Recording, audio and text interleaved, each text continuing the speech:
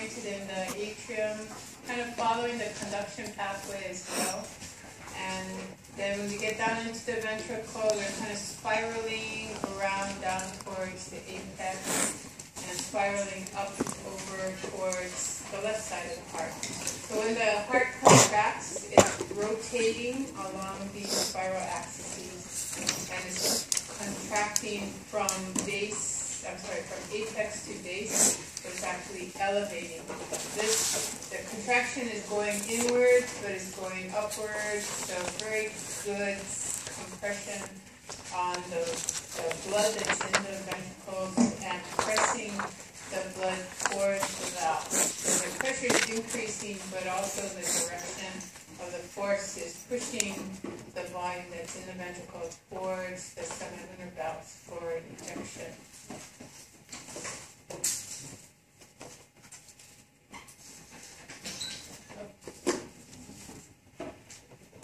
This structure here we studied last semester when we were talking about muscle cells.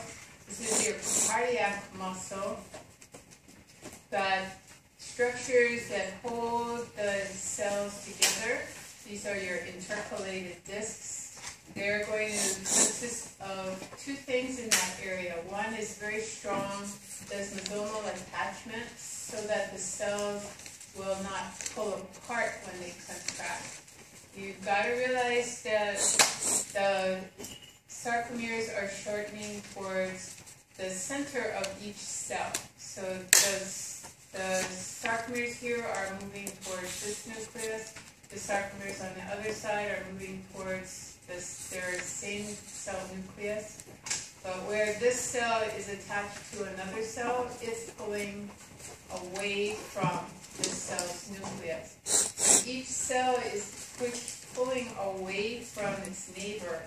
And if they didn't have these strong attachments together, they'd simply work apart.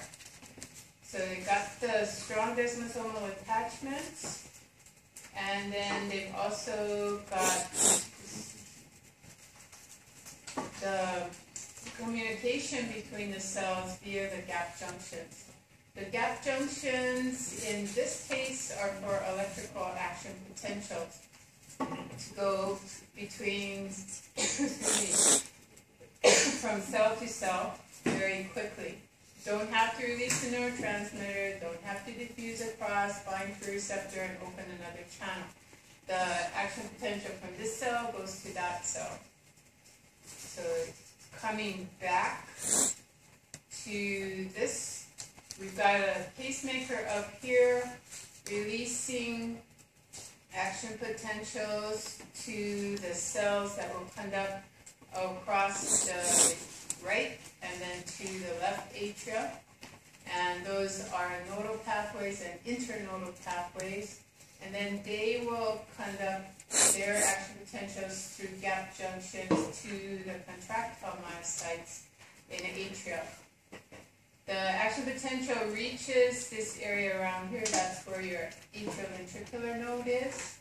The AV node will hold on to the action potentials until the atria have finished their contraction. And then it will pass the action potentials again through modified cardiac muscle cells that will be forming your AV bundle and your bundle branches.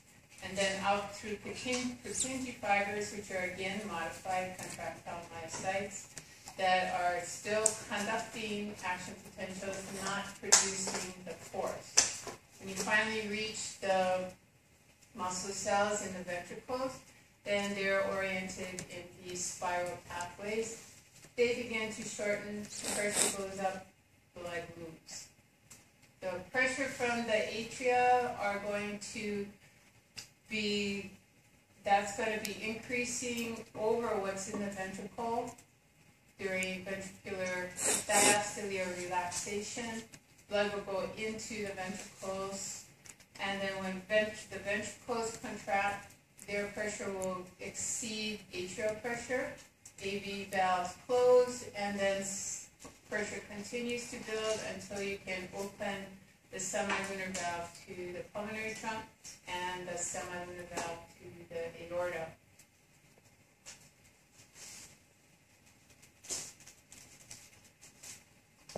So most of the heart, 99% of it is contractile myocyte. Job of the heart is to create pressure, to create a gradient for blood to move through the blood vessels. 1% are modified contractile myocytes for the purpose of conducting the action potentials quickly through the heart. But everything has the basic same structure. They came from myocytes. They have single nucleus. They're attached together by the desmosome. They have the gap junctions. Whether their job is to conduct the action potential or actually contract and create the pressure, they're all attached together by these gap junctions and desmosomal attachments.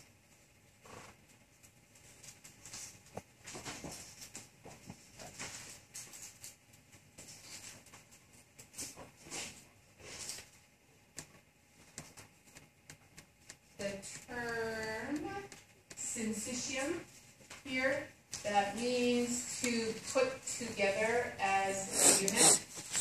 These cells, the action potentials spread across them so quickly through these gap junctions that every single myocyte essentially is contracting as a unit. If your nodes fail, then your Purkinje cells will take over and your myocytes will start to conduct through their gap junctions from one area of the heart to another. It's not a pretty picture, it's not very functional, but they're still getting action potentials from one place to another in the heart.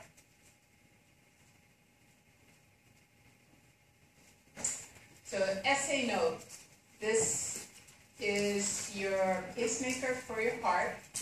It has the fastest depolarization of all the cells in the heart. And that's why it gets the job of pacemaker of the heart. It has a very typical, and that's what you're looking at, typical waveform. You'll recognize it as the sinoatrial node. If you look at an AV node action potential, it's kind of similar to SA node, but fortunately for you, we're not showing you the AV node. We're not going to show you the conduction action potentials. We will show you a contractile myocyte and SA node, but you don't have to know the in-between. Because there are differences, but they're also kind of similar. This waveform is going to look very different than the waveform that is measured in a contractile myocyte. This it has a resting membrane potential, which is -60, but it never stays there. In a muscle cell, you're at resting membrane potential until an action potential from the neuromuscular junction arrives in the sarcolemma. And then it starts to go away from resting membrane potential. Skeletal muscle can stay at rest for very, very long periods of time. Your heart can't afford to be at rest for any length of time. Otherwise, you got to get the paddles and restart it again. So the pacemaker, it reaches its resting membrane potential, but immediately starts to depolarize again. The events that happen right here, you're going to close potassium channels and keep potassium from leaking out so you don't lose those positive charges. And then you're going to open channels that are permeable to sodium. And positive charge will come in through those channels. You're also going to open a channel that is called IF, I sub F. It's called funny channel. When they first identified this channel, they knew there was something really strange about it. The voltage change was not as great across the membrane when these channels only were open. And when they finally got to be able to see what was moving through these channels, they found that sodium was entering and potassium was leaving through the same channel. And they said, that's funny. So they call it the funny channel. Now we know that they're located in other places, so they're not so funny anymore, but the ones that are in the heart are still classified as funny channels. The ones that are neuromuscular junction are just channels that allow sodium and potassium to go through. We don't call them funny channels. So I sub F and these sodium channels open, positive charge comes in. The ratio through the funny channels are the same as, or opposite to the ratio of the ATPase. So 3 sodiums come in for every 2 potassiums that leave. You slowly gain positive charges. Halfway up this ramp to the threshold of the cell, the funny channels and sodium channels close. Potassium channels are still closed, but another channel opens. This channel allows calcium to come in. So the positive charges that you were gaining via the sodium movement into the cell, now it's being replaced by calcium movement into the cell. But these channels don't stay open very long. They're transient. So they're classified as calcium T channels, meaning they're going to be open for a short period of time and then close. But they help you to get to the threshold. Threshold is at minus 40 millivolts. Once you get to threshold, those transient channels close, but a longer lasting calcium channel opens. So those are the L-type channels. So permeability to calcium through those increases, and a lot more calcium comes in very quickly. Instead of a slow ramp, now you have a shooting up. It goes all the way up to 0 millivolts, and then those channels close. Potassium channels finally open at that point. So long-lasting permeability through the calcium channel is turned off, but potassium channels open, and you get repolarization down to minus 60. So sodium in through funny channels and their own channels. Halfway through those channels close, sodium no longer comes in, calcium takes over, gets you to threshold, and then these transient channels close. Then the long-term, long-lasting calcium channels open, get you to the peak of the action potential. They close, and sodium channels open. Potassium channels open, and potassium leaking out gets you back to resting membrane potential again. As soon as you get to resting membrane potential, you depolarize again. So this timing is such that it is never going to stay at rest. You're never going to be without a heartbeat generated at the SA node until those cells get damaged by something.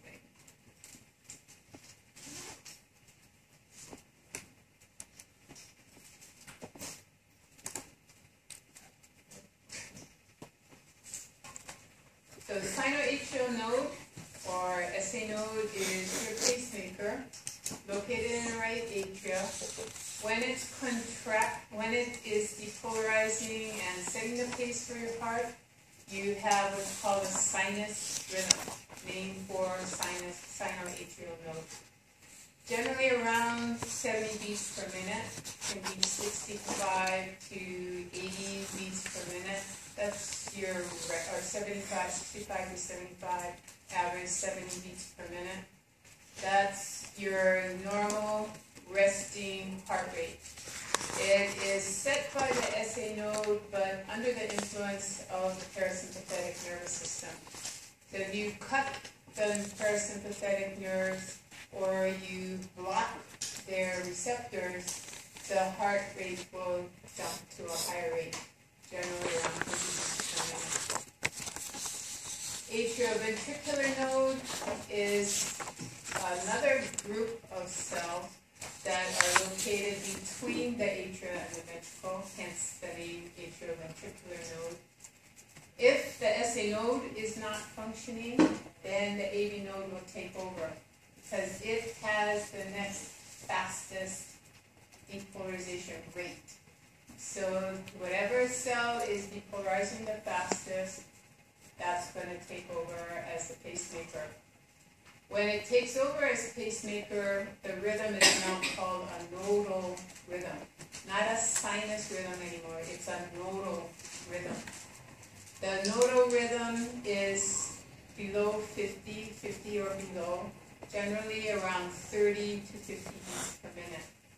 You remember the function of the AV node, it's to delay, to hold on to information before passing it on to the ventricles.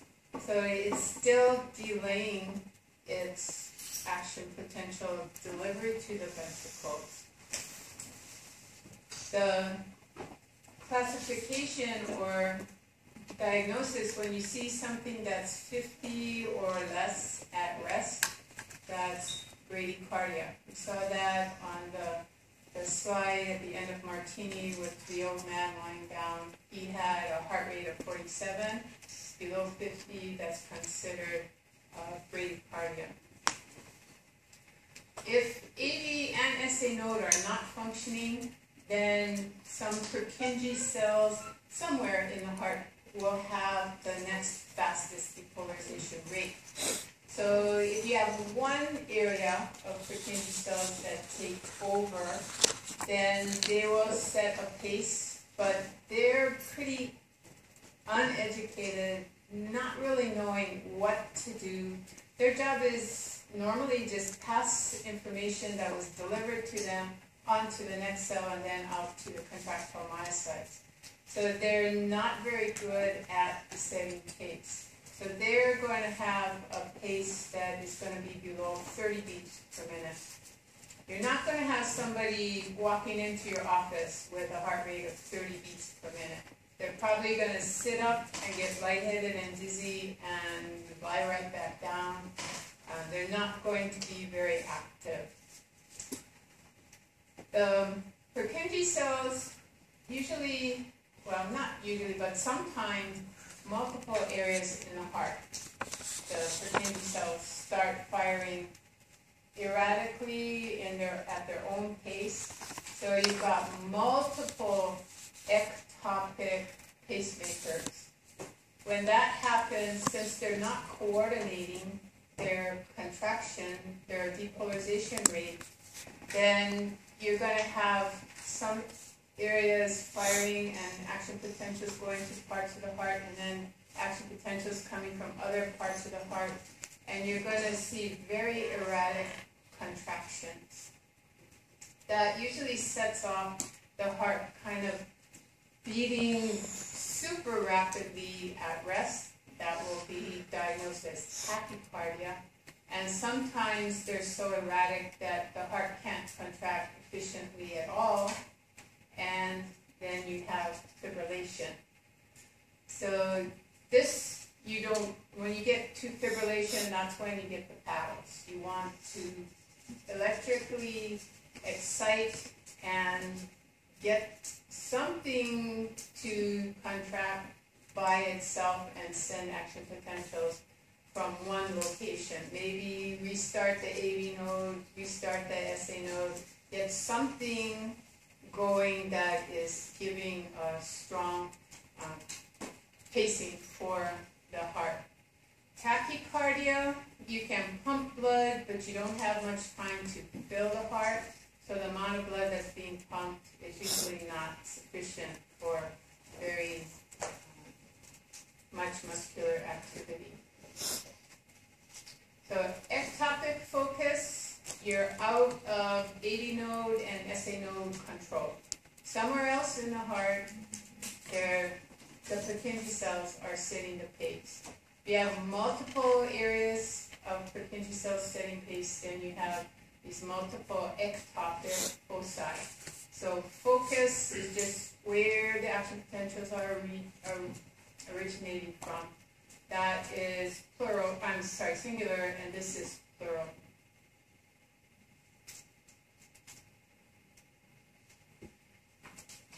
Atrioventricular bundle is the conduction pathway from the AV node. You had a question? Yeah, the question. What makes like the action potential stop from originating from like the SA node or the AV node, and then like why does it change? Some disease process has damaged the cells in the AV node from the SA node. And then the AV node is not damaged, so it will take over. Okay. But if it then is damaged, then so it's due to diseases. Usually disease, yeah. Sometimes medications, sometimes self-medications. Yeah. Yeah. Okay.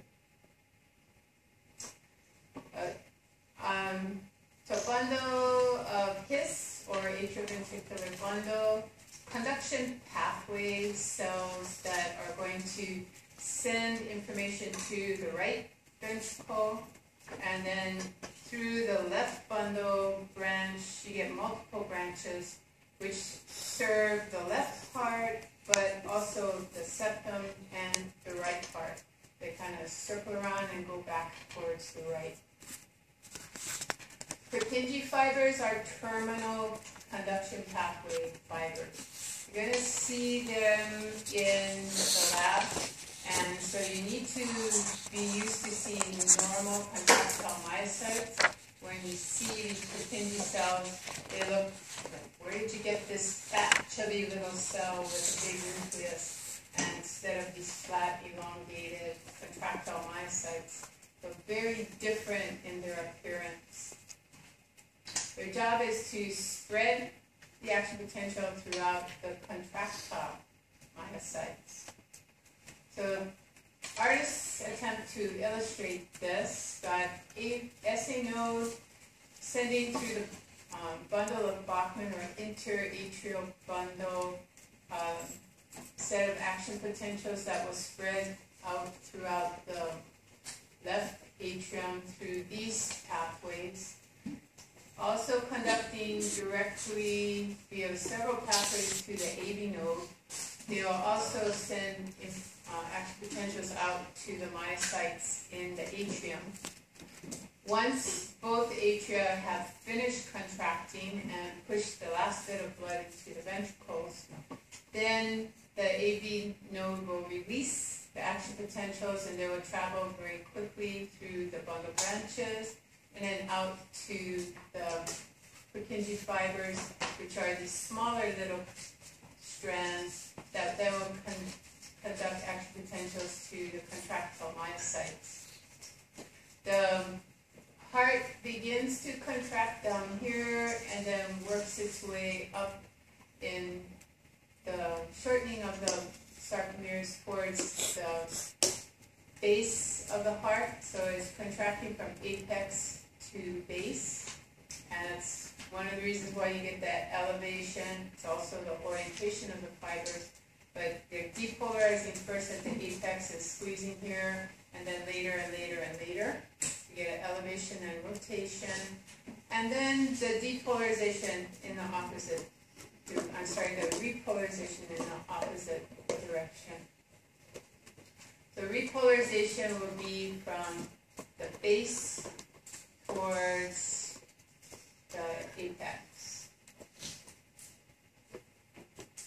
So conduction vectors throughout the right atrium to the left atrium, throughout the left atrium to the AV node. Hold on to that till these have the atria have finished contracting.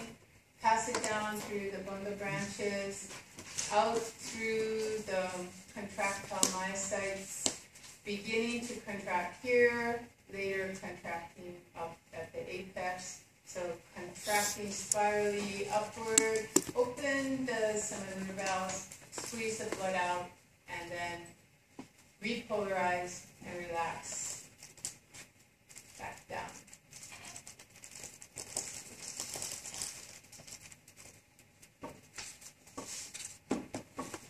The interventricular septum and these bundles of his, those are conducting to the right and left. Those are conducting through the right and left bundle branches.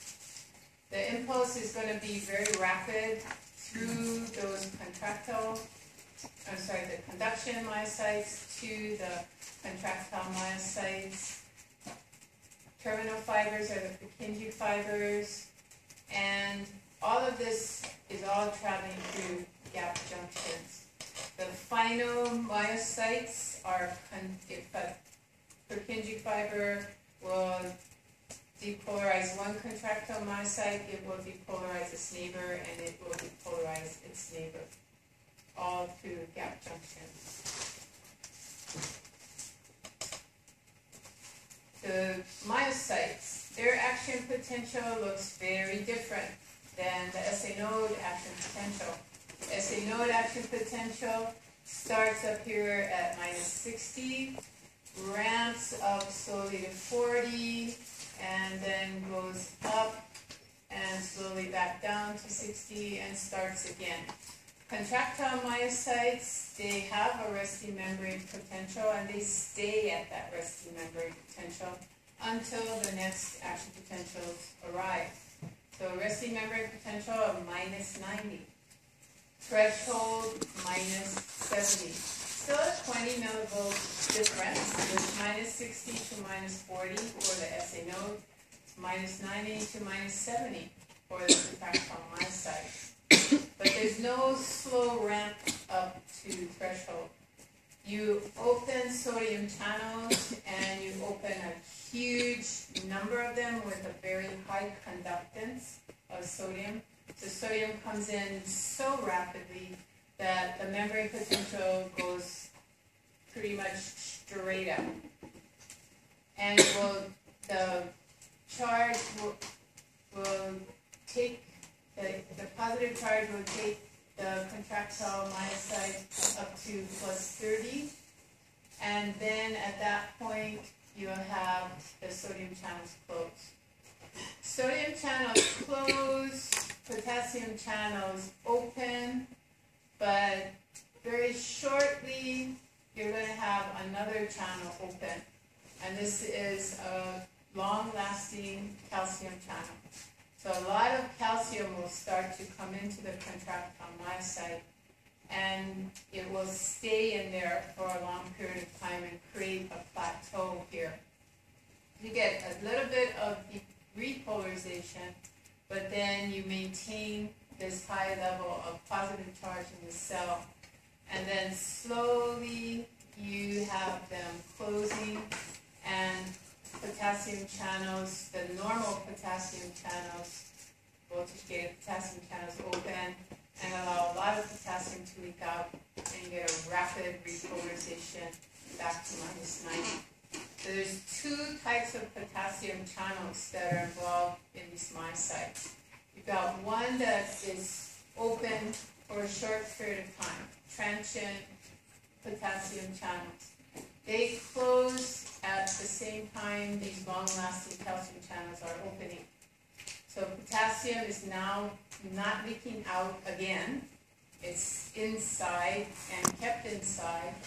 Calcium is coming in and increasing the positive charge inside. So what this is doing is allowing for your sarcomeres to continue to shorten and to continue to build pressure and get enough pressure to exceed what is on the other side of the valve. So if it's from the atria to the ventricle, not much pressure gradient that it has to exceed.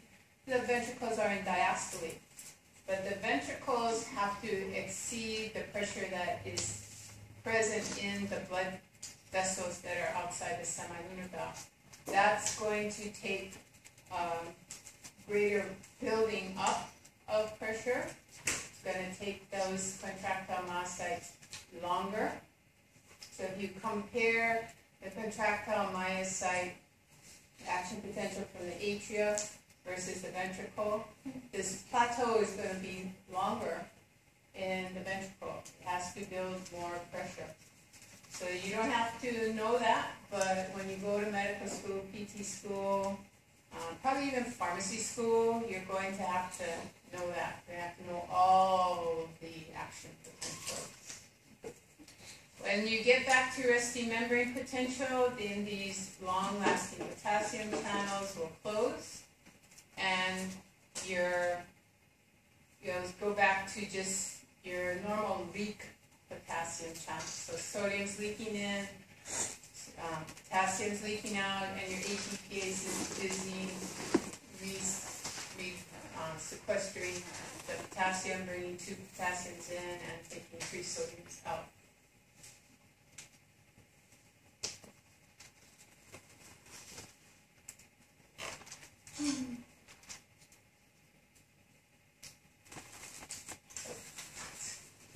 Okay, compare the action potential to the force of muscle contraction.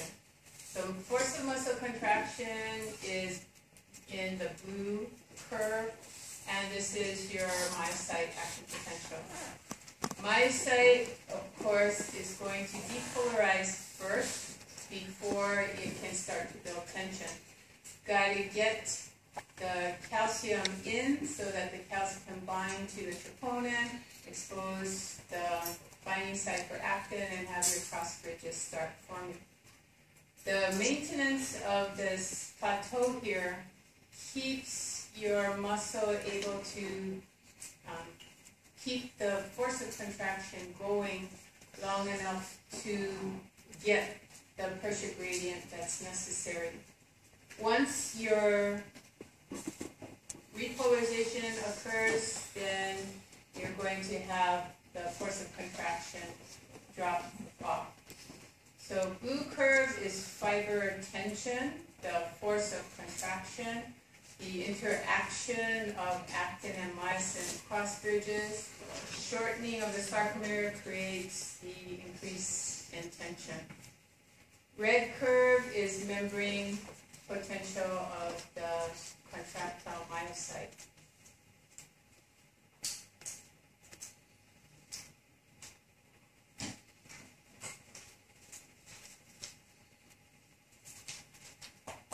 So now I got that block. The cardiac action potential, the fact that you have that plateau is ensuring that, and the depolarization ensures you have the muscle force maintained for a long enough time to generate the pressure gradient, and then maintain that force so that you get the adequate volume out per contraction. So ejection time, you need to have enough time to get your stroke volume out. The long refractory period where you can't contract the cell again.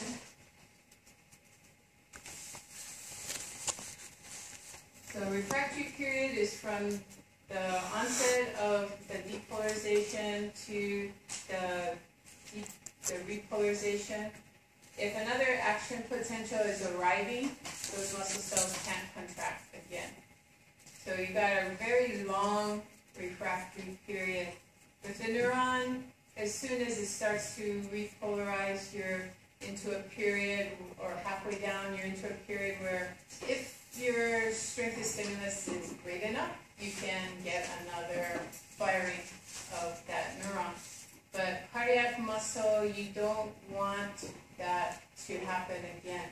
You want to ensure that the volume that you're pushing is all the way out, then go into complete relaxation all the way back to resting membrane potential, so that you have time to fill the heart again. Skeletal muscle, you can maintain the force of contraction and lift and hold a heavy object for a long period of time. You do not want the heart locked in muscle contraction because it's not filling, then it's not pumping any blood anymore. So you want the time of contraction to be long enough to get the necessary volume out, but then you want total relaxation so you have time to fill the heart again. Okay. So you do not have tetanus in the heart. Tetanus is where you sum contraction until you get a nice smooth muscle contraction. So little stimuli coming in, you increase the force of contraction until you can maintain a maximum force of contraction until the muscle fatigues. We do not have tetanus in the heart. We do have ability to have stronger force of contraction in the heart. We'll be talking about various mechanisms to do that. We can do that by stretching the wall of the heart more, and that will open calcium channels that weren't previously open. More calcium comes in, you can get a stronger force of contraction. Or you can do it with the nervous system.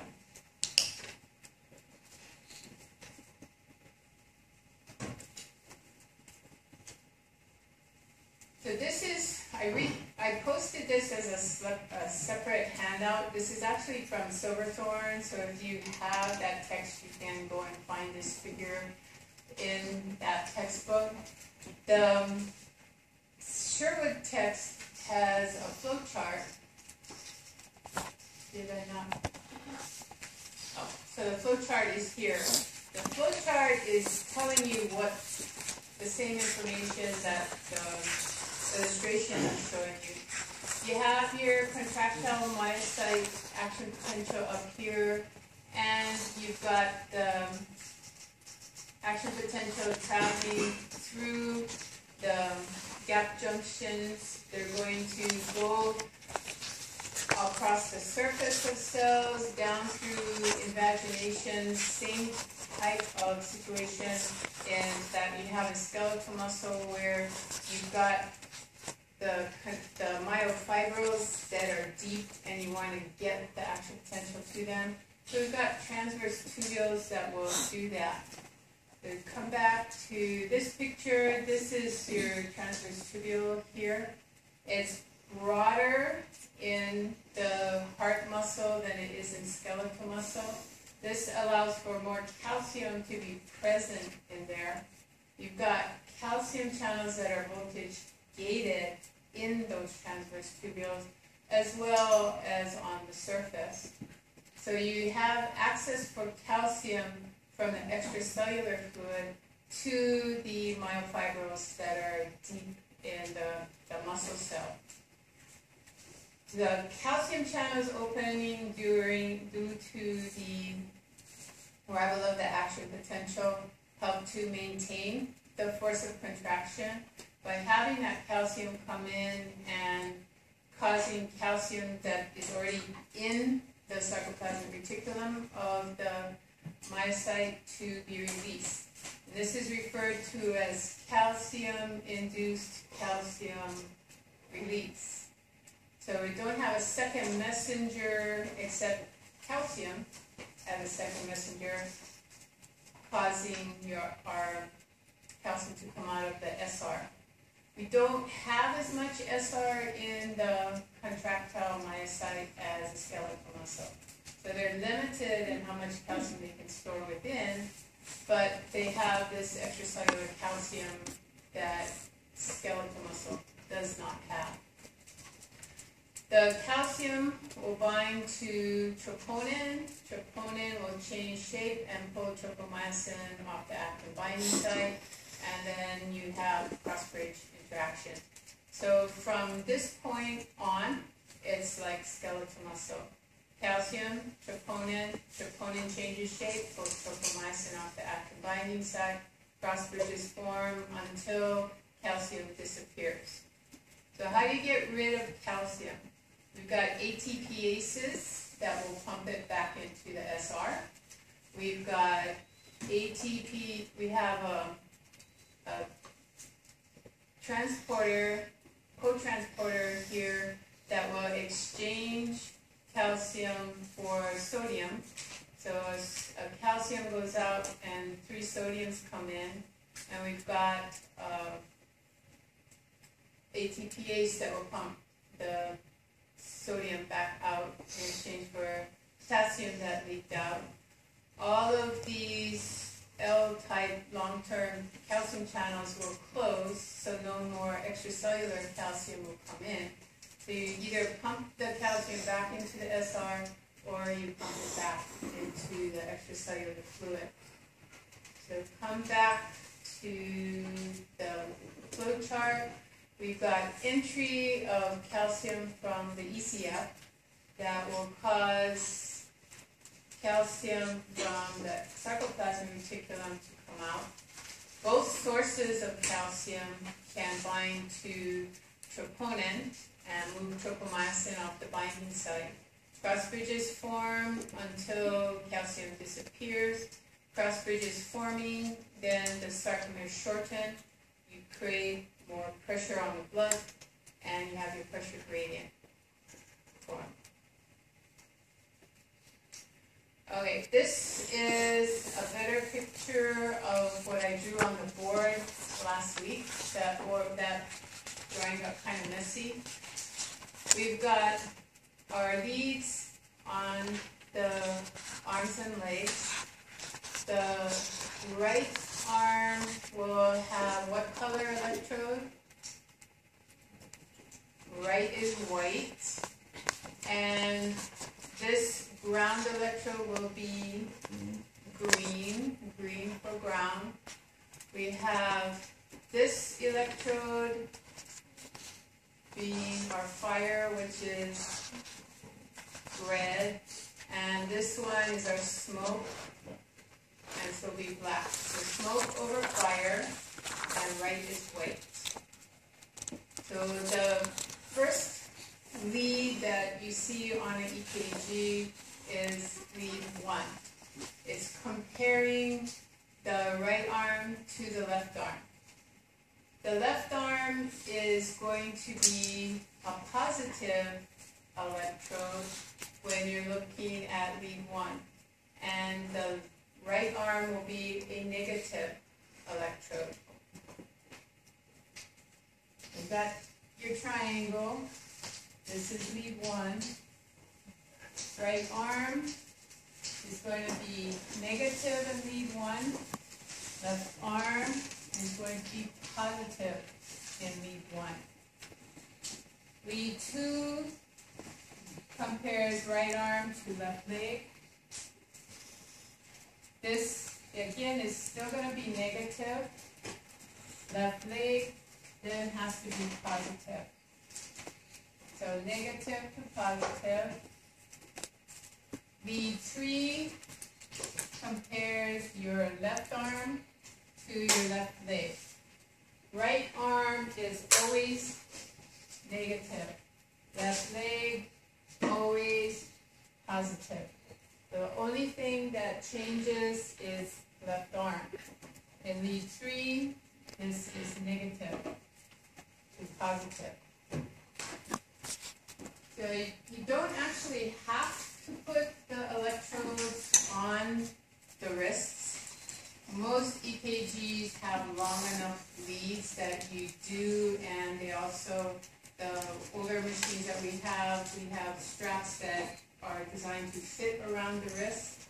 We don't have the sticky pads.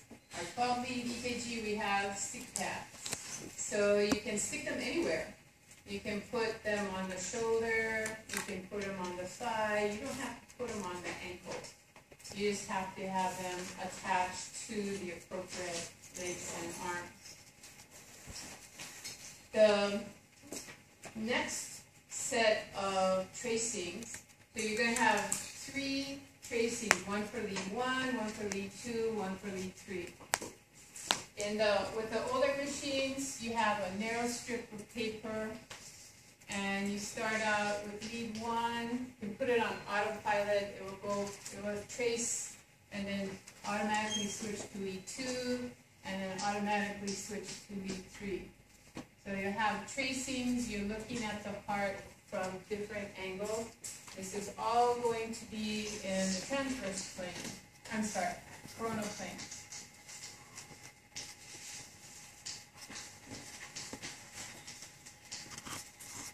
Three more leads follow lead 3. You got A, B, R, A, B, L, and A, B, F. You're going from the center of your heart and out towards the right arm. You're going to have a vector going out in that direction. This is augmented vector to the right. Another one going this direction. Augmented vector to the left. Since you have the L already taken by the left arm, change this to foot. Draw this down, and you have augmented vector to the foot, so ABF. You've got 6 leads, A1, 2, and 3, ABR, ABL, and ABF. The next 6 are these chest leads over here. You have the person lying down, and when you're lying down, you can feel this bump on your sternum better than if they're standing. If you have not too much fat over the sternum, you can feel it standing up or sitting up too. There's just a little increase in the bony angle there. It's called the angle of Louis. From that point, if you go to the side, either side, you're going to be in this first intercostal space.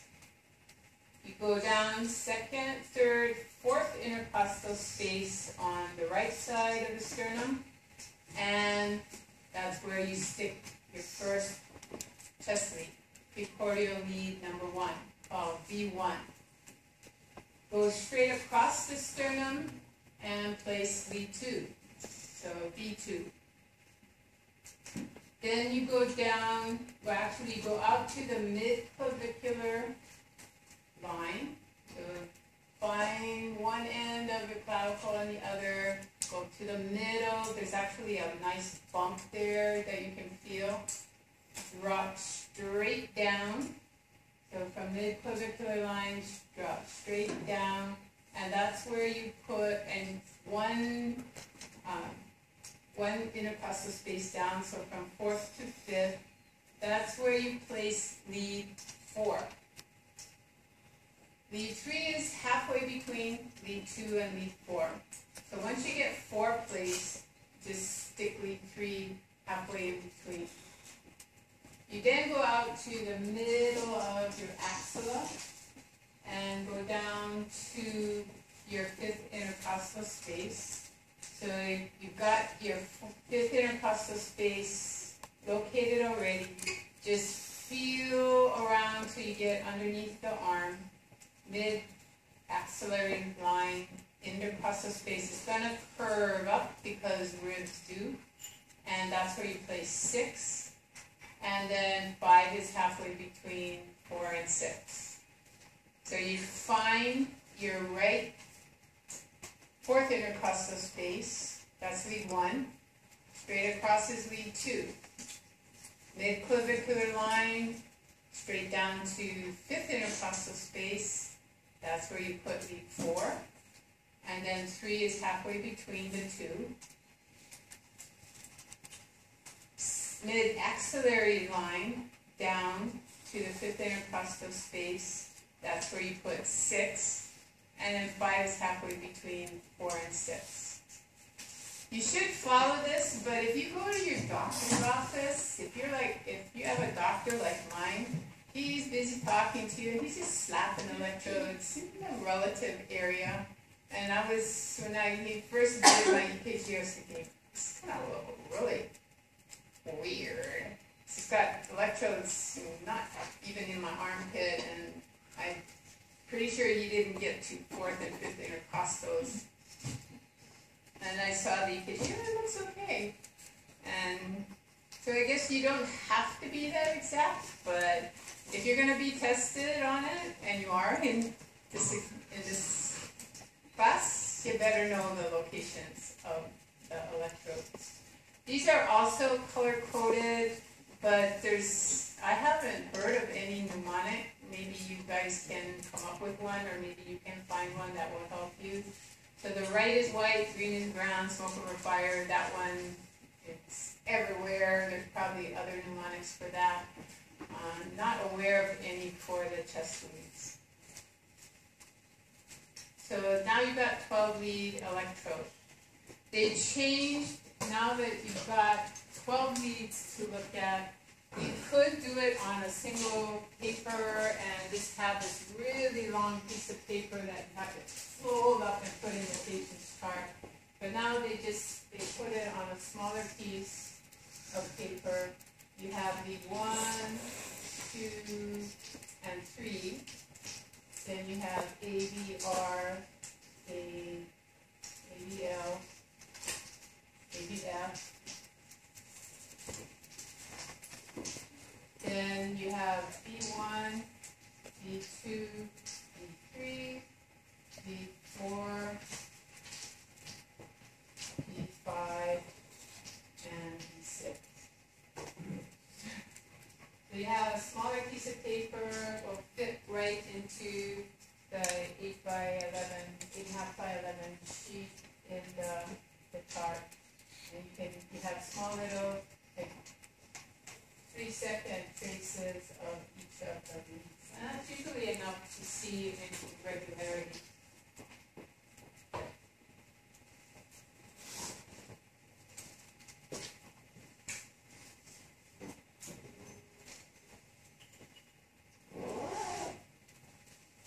So again, P waves are atrial depolarization. The interval between P and the onset of the Q, what do you think is happening right here? Do you have any electrical activity going towards the electrode, your positive electrode? It's perpendicular to the electrode, so it's isoelectric. Once you release, once it starts to go negative and positive again, then it's either moving away from your positive electrode and the trace is going down, or it's going towards it and it's going up. So between the P and what is QRS?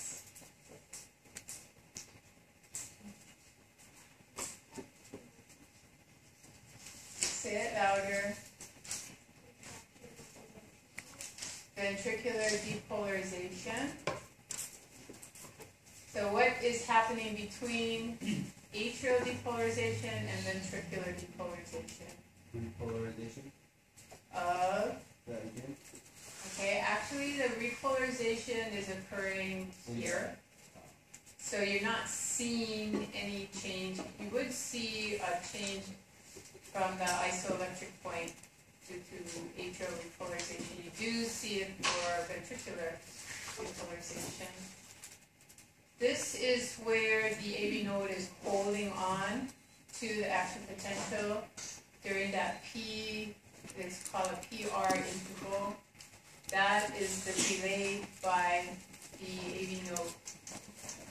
Once it releases, then it immediately, you can see the activity going into the ventricles. Some areas is going away from the recording electrode, so it goes negative.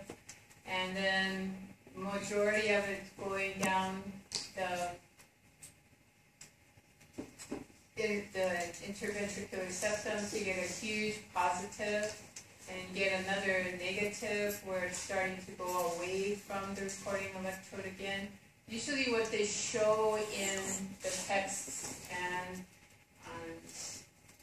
mostly the textbooks is the classic second lead, which is for most people in the direction of the electrical axis of the heart. So you get the best looking P waves, QRS, and T waves in lead 2. When the recording electrode is straight across, you're not going to get the same amplitude in these waveforms. And then with lead 3, the lead is actually perpendicular to the electrical axis of most people's hearts. So again, it's going to look kind of strange. So when you see this normal pattern here, then that's usually from lead 2, which electrical axis from SA node down to the apex is in the line of that second lead. When you look at EKG, first thing you do is look and see, do you have a P for every QRS? Do you have a QRS for every P? Just cover your bases, make sure that both are there. Then you want to look at the interval between P and QRS. Is it kind of long or is it really close together? Are your isoelectric points normal? Is this interval, this ST segment here, elevated or depressed? That's not normal. Is the QRS wider than normal? So there are all these values that you will have to learn. You don't want this longer than 0.2 seconds or one big box. If it's longer than that, that means the ventricle is holding on to the information too long before passing it so that the ventricles can contract. If this is long, then probably the time between R's, successive R's, is going to be too long, and you may be getting into bradycardia. Why are you in bradycardia? Maybe because the AV node is holding on to the information too long. Maybe it's because the SA node is being depressed by parasympathetic nervous system. These waveforms here, the nice round P, the nice round T, that's not how they look on EKG. So don't look at an EKG and say, oh, the textbook says they're nice and round and they're not round on the EKG. That's an abnormality. No, they're actually more pointed. The P wave has a steeper slope and the T wave tends to be more flattened. So these are not normal in the drawing.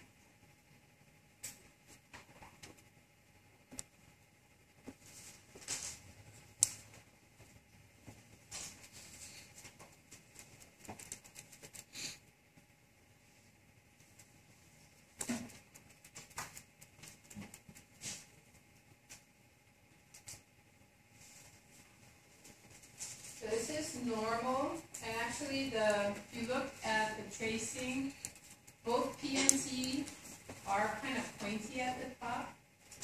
And if you look at P, it's got a steeper slope on the left, and T has a flatter slope on the left side. So look at some abnormal, so bradycardia.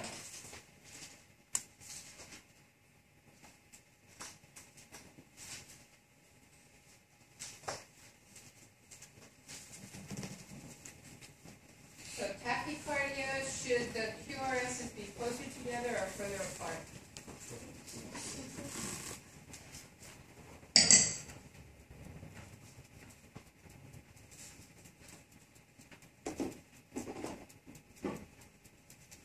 But here it's kind of hard when you get things all squashed together. It's kind of hard to tell the difference between a P and a T wave. Sometimes you can, sometimes